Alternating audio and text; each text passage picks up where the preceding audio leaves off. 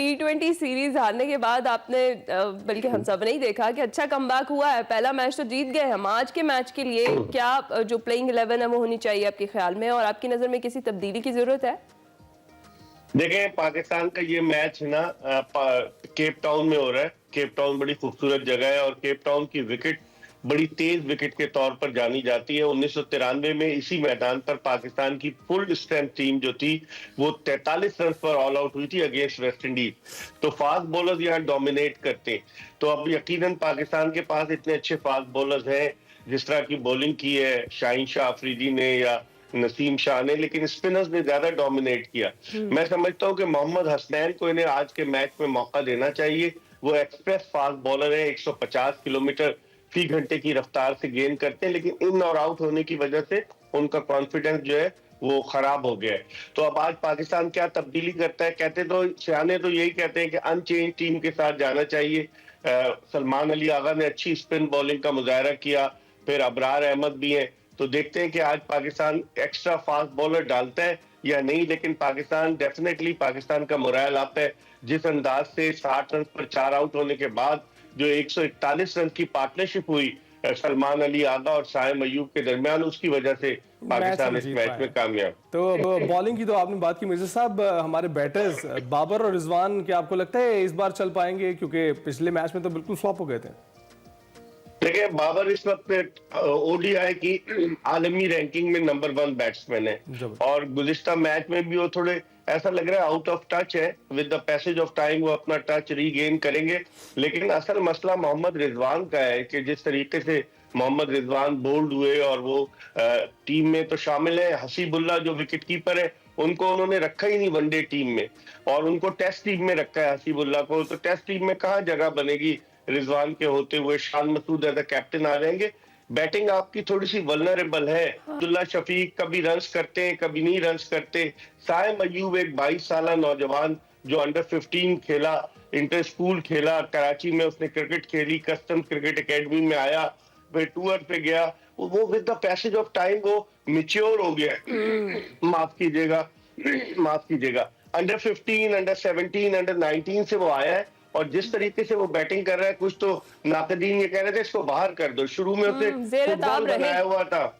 जी हाँ, बिल्कुल, शुरू में उसे फुटबॉल बनाया था, कभी छठे नंबर पर, कभी चौथे नंबर पर, जब उसने अपना करियर शुरू किया। लेकिन अब उसकी पोजीशन एस्टेब्लिश हो गई एज एन ओपनर, और कितना मिच्योर्ड है कि उसने कोई एरी फेरी शॉट नहीं खेले, उसने प्रॉपर शॉट खेले। और मैं समझता हूं कि विद द वक्त गुजरने के साथ साथ जो है ये साइम अयूब पाकिस्तान क्रिकेट का असासा साबित होंगे, बशर्ते कि उन्हें जाया ना किया जाए, उन्हें प्रॉपर मौके दिए जाए और वो इंजर्ड ना हो। हाँ। ये सारी चीजें काउंट होंगी। साहब, ये हमारी आपने जिस तरह से बात की कि बैटिंग लाइन में हमेशा कमजोरी रही है और मैच फिनिशर बहुत कम हमें देखने को मिलते हैं अपनी टीम में। जिस तरीके से अभी हम बात करें सलमान की और साइम की, इन्होंने पहला मैच फिनिश किया, आज के मैच में भी ये तसलसल हमें देखने को मिलेगा?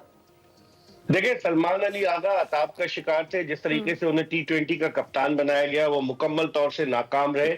लेकिन इस मैच में जब उन्होंने 4 विकेटें ली साउथ अफ्रीका की, तो उसके बाद से उनका कॉन्फिडेंस जो था वो स्काई हाई हो गया और फिर उसके बाद बैटिंग में भी उन्होंने साथ दिया। तो अब उनके एतमाद में बला का इजाफा हुआ है और मुझे लग रहा है कि पाकिस्तान के मिडिल ऑर्डर बैट्समैनों को भी कुछ ना कुछ करना पड़ेगा। लेकिन जिस तरह से मिर्जा साहब, उनको तशवीश जरूर है अपनी परफॉर्मेंस पर, क्योंकि उनको प्रेस कॉन्फ्रेंस के दौरान कहते हुए सुना गया है कि 4 आउट में आम मैचेस में करता नहीं हूँ, लेकिन इस बार मैंने कर दिए। नहीं, लेकिन बेशक ये उनकी बेस्ट परफॉर्मेंस थी, लेकिन ये कि जिस तरीके से साउथ अफ्रीकन बैट्समैन खेल रहे थे कि अपने कदमों का इस्तेमाल ही नहीं कर रहे थे, क्रीज में खड़े होकर खेल रहे थे, जिसकी वजह से सलमान अली आगा ने कामयाबी हासिल की। Nothing to take away from him, लेकिन सलमान अली आगा का कॉन्फिडेंस हाई हुआ है जिस तरीके से उन्होंने 4 विकेटें हासिल की और फिर बैटिंग की। बिलाशुबा। अच्छा, आप क्या सजेस्ट करेंगे पाकिस्तानी टीम में ये जो एक रूटीन कायम की गई है जिसमें कुछ खिलाड़ियों को आराम दिया जाता है और कुछ खिलाड़ियों को खिलाया जाता है, इसमें कितनी फ्रीक्वेंसी होनी चाहिए? क्योंकि अगर खिलाड़ियों को बहुत तेजी से आराम दिया गया तो आराम की शायद उनको आदत ना पड़ जाए। देखिए, बाबर आजम को भी तो इन्होंने आराम दिया है। बाबर आजम रस्टी नजर आए, वो उस तरह से वो बाबर आजम नजर नहीं आए। और इसी तरीके से इन्होंने शाहीन शाह अफरीदी और नसीम शाह को भी आराम दिया था। तो अब इनकी रोटेशन पॉलिसी शायद इसलिए है कि चैंपियंस ट्रॉफी सर पर है, 19 फरवरी से अब तो 2 महीने रह गए चैंपियंस ट्रॉफी में, तो वो चाहते हैं कि अपने मेन प्लेयर्स को पैचेस में जो है वो आजमाए। तो मैं समझता हूँ कि अच्छी स्ट्रेटेजी है, खासतौर पर फास्ट बॉलर्स के हवाले से, कि जिन पे बहुत ज्यादा प्रेशर होता है, जिन पे बहुत ज्यादा स्ट्रेस स्ट्रेन होता है। तो मेरे ख्याल में अच्छी स्ट्रेटेजी। अब देखते हैं कि आज किसी फास्ट बॉलर को आराम कराकर आया मोहम्मद हसनैन को मौका देते हैं आतिफ जावेद, यानी ये भी देखना होगा। बिल्कुल ठीक। मिर्जा साहब, इस पर जरा मैं ये चाहूंगी जरा कमेंट करें ना, पिच के अकॉर्डिंगली अगर टॉस जीत जाता पाकिस्तान तो पहले क्या करना चाहिए, बैटिंग या फिर बॉलिंग? देखिए, ये तो वहां जो आदमी मौजूद होगा ना वही देखकर बता सकेगा कि पिच कैसी है, लेकिन जो हमने पढ़ा है, जो हमने माजी में देखा है कि जो केप टाउन की विकेट है, ये केप टाउन जो बिल्कुल दुनिया के आखिरी किनारे पर वाक़, मैं गया हूँ यहाँ क्रिकेट कवरेज के लिए, और यहाँ टेबल माउंटेन है, वो ग्राउंड से नजर आती है कि बिल्कुल टेबल की तरह की वो का पहाड़ है। और फिर आगे चले जाएं तो केप टाउन में जो है अटलांटिक ओशन और इंडियन ओशन आपस में मिलते हैं, और जिस तरह कुरान शरीफ में जिक्र है कि दो जब समंदर मिलते हैं तो दोनों का पानी डिफरेंट होता है, एक का पानी नीले रंग का है, एक का पानी जो है वो ब्राउनिश टाइप का है। और फिर यहाँ से थोड़ी दूर जो है वो जजीरा है कि जहाँ नेल्सन मंडेला को कैद किया गया था, रॉबिन आइलैंड।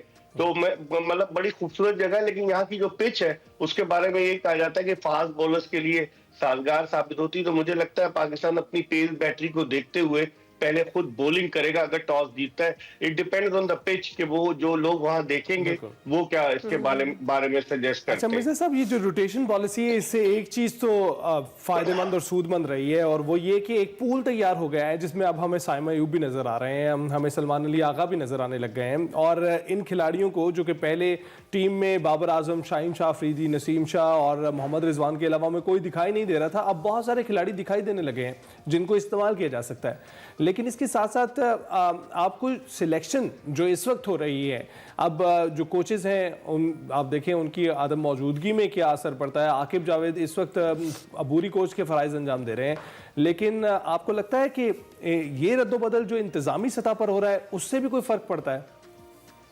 देखिए, अब ये पूल तो पहले से इनका तैयार था, लेकिन यूटिलाइज नहीं कर रहे थे ना। साइम अयूब 2-3 साल से खेल रहा है, इसी तरीके से सलमान अली आगा भी 2-3 साल से खेल रहा है, कोई नए नहीं है।